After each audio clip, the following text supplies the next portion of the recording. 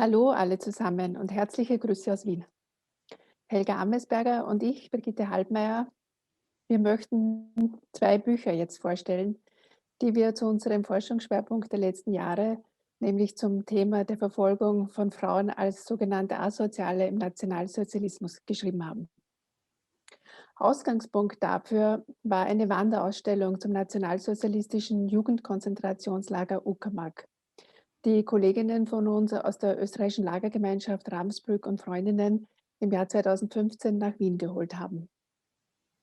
Im umfangreichen Rahmenprogramm, das sich den Kontinuitäten des Nazismus gewidmet hat, unter der Frage Whose Story, wurde deutlich, wie groß die Forschungslücken damals noch waren. So haben wir uns entschieden, uns eingehend mit dieser verfolgten Gruppe der als asozial stigmatisierten Frauen zu beschäftigen. Zwei Bücher sind es geworden, weil sie das Ergebnis von zwei unmittelbar aufeinanderfolgenden Forschungsprojekten sind, die wir gemeinsam mit unserer Kollegin Elke Rajal durchgeführt haben. Die beiden Bücher hängen also eng zusammen, das eine baut auf dem anderen auf. Sie können aber auch unabhängig voneinander gelesen werden. Also man muss nicht Band 1 kennen, um Band 2 verstehen zu können, weil wir die Grundlagen der Verfolgung, die Begriffsklärung, die wichtigsten involvierten Behörden und dergleichen in beiden Bänden erläutern. Bei der Beschäftigung mit dem Thema Verfolgung von sogenannten Asozialen im Nationalsozialismus kommt man nicht umhin, die damaligen diskriminierenden Begrifflichkeiten zu verwenden. Wir versuchen beim Reden unsere Distanzierung zu den Begriffen zum Ausdruck zu bringen. Ich möchte sie aber ausdrücklich ersuchen, diese im Schreiben gesetzten Anführungszeichen auch tatsächlich zu hören. Helga wird nun das erste Buch Arbeitsscheu und moralisch verkommen vorstellen. Und so schaut es aus. Vorausschicken möchte ich, dass die Stigmatisierung von Menschen als asozial keine Erfindung der Nazis war.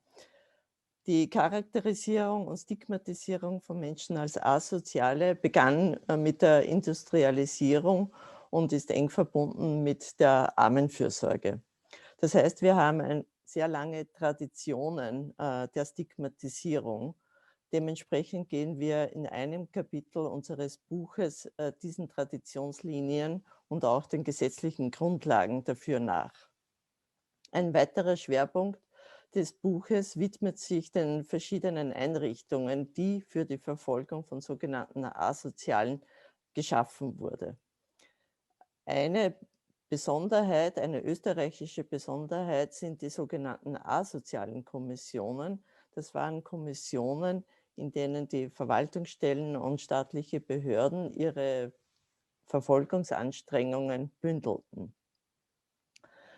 Darunter aber auch die verschiedenen Arbeitsanstalten, die extra für Frauen geschaffen wurden. Unter anderem die Arbeitsanstalt für Frauen am Steinhof in Klosterneuburg und in Znaim. Aufgrund unserer jahrelangen Forschung zu inhaftierten Frauen in Ravensbrück, also spezieller zu den Österreicherinnen in Ravensbrück, sind wir natürlich auch jenen Frauen nachgegangen, die als Asoziale im KZ Ravensbrück und im Jugendkonzentrationslager Uckermark inhaftiert waren.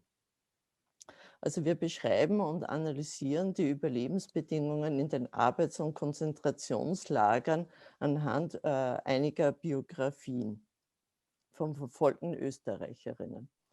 Schließlich beschäftigen wir uns im letzten Kapitel mit den Kontinuitäten der Stigmatisierung von Menschen als Asoziale nach 1945. Wir tun dies anhand der Analyse von zwei Kriegsverbrecherprozessen und der österreichischen Entschädigungspolitik. Beide Bände legen den räumlichen und zeitlichen Fokus auf die nationalsozialistische Herrschaft in Österreich, das heißt zwischen 1938 und 1945. Eine weitere Klammer der beiden Bücher ist unsere Fokussierung auf Frauen, wenngleich die Verfolgung von Männern nicht gänzlich ausgeblendet wird. Ich möchte das zweite Buch vorstellen zum Thema Stigma asozial, geschlechtsspezifische Zuschreibungen, behördliche Routinen und Orte der Verfolgung im Nationalsozialismus. Auch in diesem Band befassen wir uns eingehend mit den Grundlagen der Stigmatisierung als asozial. Also wie kam es dazu? Was waren die ideologischen Voraussetzungen und Absichten? Welche Folgewirkungen zeitigte eine derartige Stigmatisierung für die Betroffenen?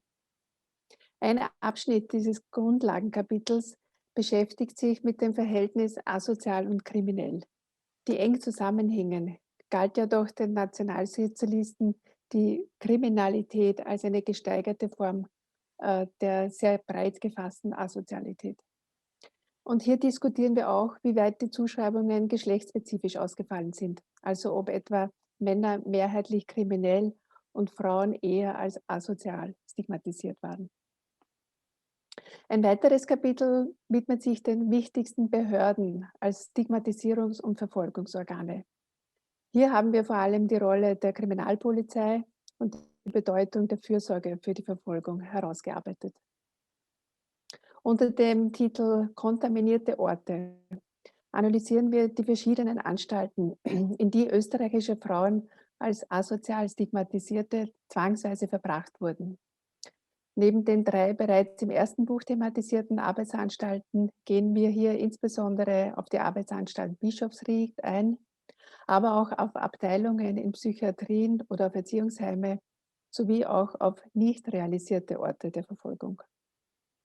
Im Kapitel Opfer eines bevölkerungspolitischen Wahns, die als asozial Verfolgten, liegt der Schwerpunkt auf quantitativen Analysen, etwa zum Ausmaß der Einweisungen aus den 4 von uns analysierten Gauen sowie auf den soziodemografischen Merkmalen der betroffenen Frauen und auch Männer. Was sind nun die zentralen Aussagen und Erkenntnisse der beiden Bücher? Die zahlreichen von uns analysierten Einweisungsbescheide in Arbeitsanstalten und viele weitere Dokumente belegen eindeutig den Umstand, den Kolleginnen vor uns schon festgestellt haben, ich verweise hier nur auf die Arbeiten von Christa Schikora, dass die Stigmatisierung als asozial bei Frauen im Unterschied zu den Männern in erster Linie anhand der ihnen unterstellten Sexualität erfolgte.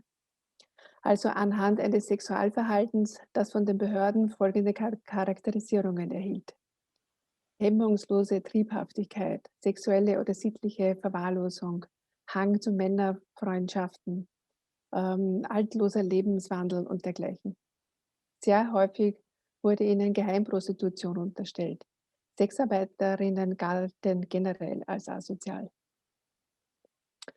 Neben dem Sexualverhalten war es die angeblich fehlende Arbeitsmoral, die zur Kategorisierung als asozial führte.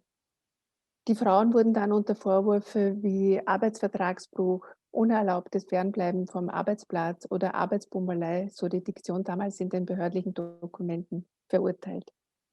Vielfach überschnitten sich also die Begründungen der vermeintlichen Asozialität, sodass die Zuschreibung der Verwahrlosung sowohl sittliche wie auch arbeitsmoralische Komponenten aufwies. Kennzeichnend für die Verfolgung der als asozial Stigmatisierten ist auch das Fehlen einer allgemeingültigen Definition von Asozialität. Daher diente die Richtlinie zur Umsetzung des Gesetzes zur Verhütung erbkranken Nachwuchses aus 1940 als Einordnungsgrundlage.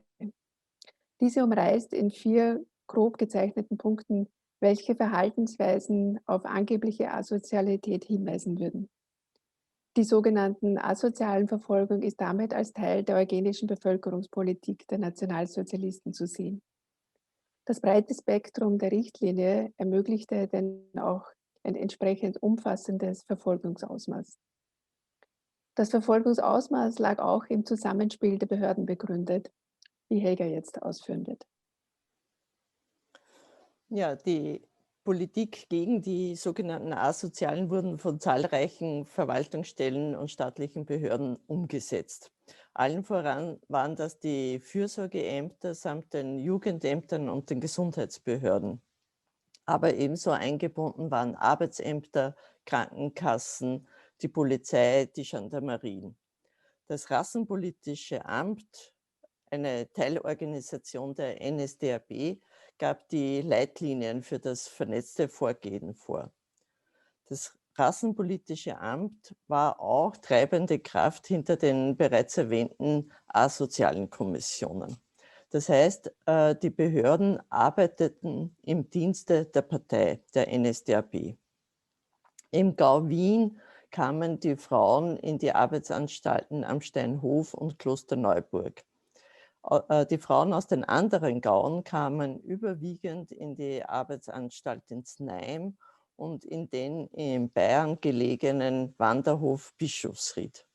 Also dort erwartete sie nicht nur Arbeitszwang, sondern auch Schikane und Drill und in einigen Fällen auch Zwangssterilisation. Zwangssterilisationen mussten von den Arbeitsanstaltsleitungen beantragt werden, und zwar beim Erbgesundheitsgericht. Also solche Anträge und Empfehlungen zur Zwangssterilisation sind vor allem für die Arbeitsanstalten am Steinhof und für den Wanderhof Bischofsried belegt. Um nur eine Zahl zu nennen, also in der Arbeitsanstalt am Steinhof wurden 10% aller dort angehaltenen Frauen zwangssterilisiert. In dieser die sexuelle Integrität dauerhaft schädigenden Maßnahme sahen die Behörden eine dauerhafte Lösung des vermeintlichen asozialen Problems. Viele Jugendliche waren ebenfalls von dieser Zwangssterilisation betroffen. Brigitte wird jetzt auf diese Gruppe genauer eingehen. Ja, die Jugendlichen waren besonders auch von der Verfolgung betroffen. Eine wesentliche Rolle spielte dabei die Reichszentrale zur Bekämpfung der Jugendkriminalität, die am 1. Juli 1939 beim Reichskriminalpolizeiamt eingerichtet wurde. Sie organisierte die kriminalpolizeiliche Überwachung von Kindern und Jugendlichen, die, wie es damals hieß, erblich kriminell vorbelastet schienen. Eine entscheidende Rolle bei der Einstufung als asozial und zu den besetzenden Maßnahmen kam den Fürsorgerinnen zu. Sie waren in der NS-Zeit fester Bestandteil im System der sogenannten Negativauslese, also des gesellschaftlichen Ausschlusses. Sonderschulen und Erziehungsheime wurden zu Orten der Absonderung und Verwahrung für jene, die von der geltenden Norm abwichen. Diese Auslese erfolgte aber auch in Jugendfürsorgeanstalten oder sogenannten Beobachtungsstellen und konnte eine Einweisung in ein Jugendkonzentrationslager nach sich ziehen. Einweisungsgründe waren etwa Vorwürfe wie Renitenz, eben Kriminalität, Arbeitsverweigerung, Arbeitsbummelei und Sabotage, also wie bei den Erwachsenen auch, sittliche oder sexuelle Verwahrlosung oder sogenannte Rassenschande, aber auch die Zugehörigkeit zu jugendlichen Subkulturen, wie das Swingjugend oder wie in Wien bezeichnet, den Schlurfs. Deutlich zeigt sich bei der Verfolgung von sogenannten Asozialen, dass es sich dabei um eine Politik gegen Arme handelte, die stark von Sexismus, Rassismus und aber auch Klassismus geprägt war. Das Gedankengut dieser Ismen verschwand nicht mit 1945 aus der Welt, sondern wirkte in der Nachkriegszeit weiter. Darauf geht auch Helga jetzt noch ein. Ja, um die wesentlichen Ergebnisse der Kontinuitäten in Bezug auf die Stigmatisierung von sogenannten Asozialen kurz zusammenzufassen.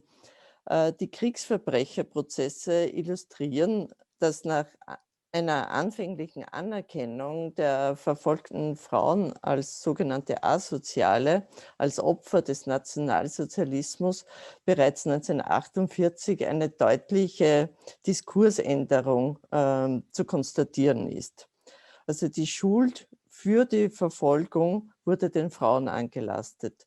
Die Täter und die Täterinnen wurden meist oder zum überwiegenden Teil nicht zur Verantwortung gezogen. Das heißt, sie mussten sich auch keiner gerichtlichen Überprüfung stellen.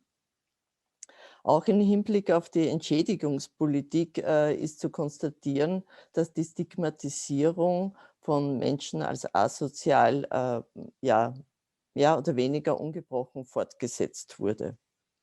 Bis 2005, also 70 Jahre nach der Befreiung, wurden Menschen, die als Asoziale verfolgt worden sind, nach dem österreichischen Opferfürsorgegesetz nicht als Opfer des Nationalsozialismus anerkannt.